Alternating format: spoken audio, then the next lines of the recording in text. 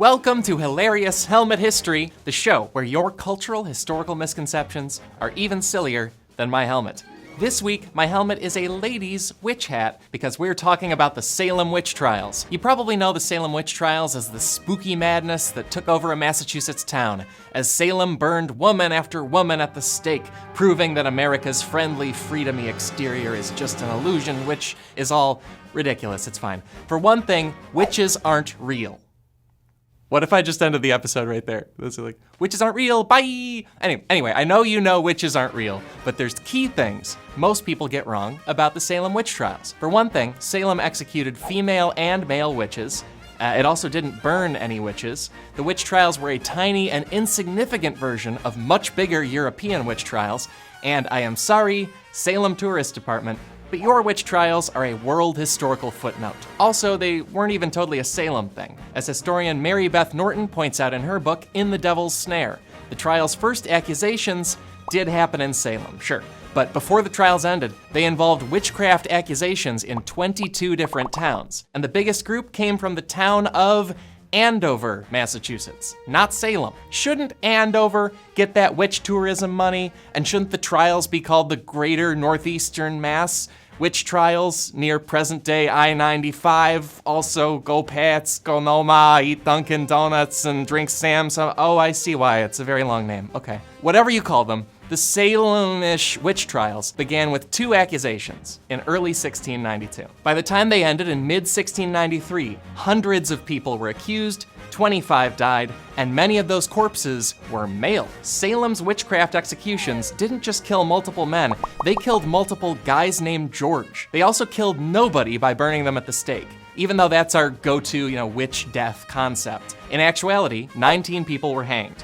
5 died in prison, and a man named Giles Corey got pressed to death by big heavy rocks, which might be like the coolest horror fact of this whole thing, man. That is a medieval execution style, literally. And Salem is the only occurrence of it in American history. It pops up in the Arthur Miller play, The Crucible, where Mr. Corey goes out in the most hardcore rock death way possible. More. Wait. But the play and movie fictionalize the witch trials, and I think this is their biggest fiction about them. They act like the Salem witch trials were a landmark event in the history of society going insane. But in real life, the 1500s and 1600s were full of massive witch trials. And as some historians argue, particularly Professor Norton, witch trials were how European and colonial societies coped with major wars. While war-ravaged countries, witch trials made people feel like they were doing something constructive.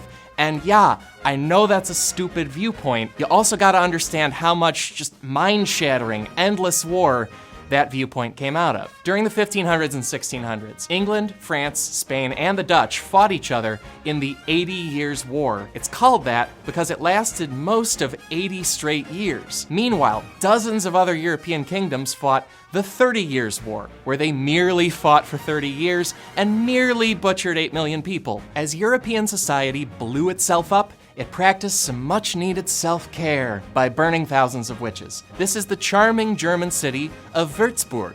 A couple decades before Salem, Würzburg executed almost 1,000 men, women, and children in massive rolling witch trials. And here's more friendly modern images of the towns of Fulda, Trier, and Bamberg, which each racked up hundreds more corpses in their own witch trials. Bamberg even built a special witch prison called the Drudenhaus, complete with 26 separate witch torture cells, ominous Bible verses carved into the walls, and that's just the Salem era's German witch murders. According to historian Emerson W. Baker, you see similar witch killing in 1600s England and into 1700s Hungary, both coming off of war and turmoil. And wouldn't you know it, the Salem witch trials came on the heels of a colonial war in New England. It was called King William's War, and it caused a refugee crisis where hundreds of families from Maine fled to Massachusetts. Some of those stressed out refugee kids went on to become Salem witch trial accusers. The overall local conditions created by King William's War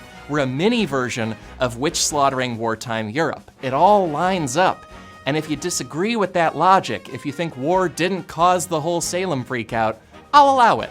Cause let me tell you, the root cause of Salem's witchcraft craze is hard to prove. You and I don't have to agree on how it happened, because historians can't agree either. There's biological theories based on funguses getting into local bread.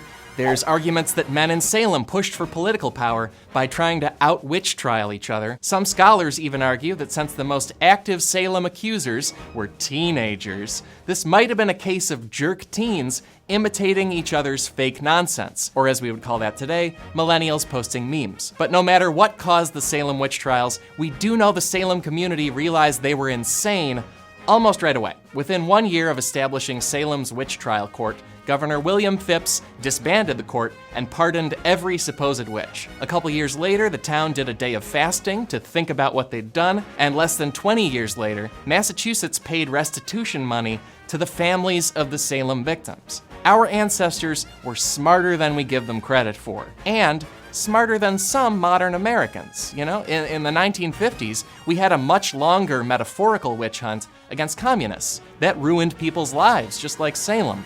Luckily, its lessons are clearer than ever in modern times, when our wise leaders, that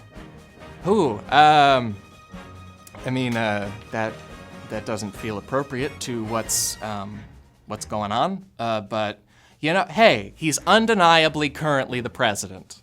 Probably. I mean, I don't know when this video comes out. Point being, despite what you've been told about how scary the world is, remember that the Salem witch trials were a brief, tiny, uninfluential footnote in the course of American history, and a reminder that when a bunch of Americans lose their minds all at once, those periods of insanity tend to be temporary.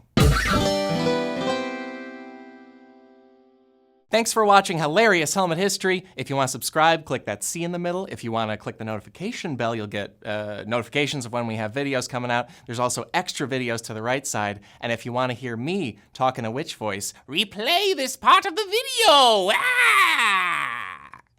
Broom away.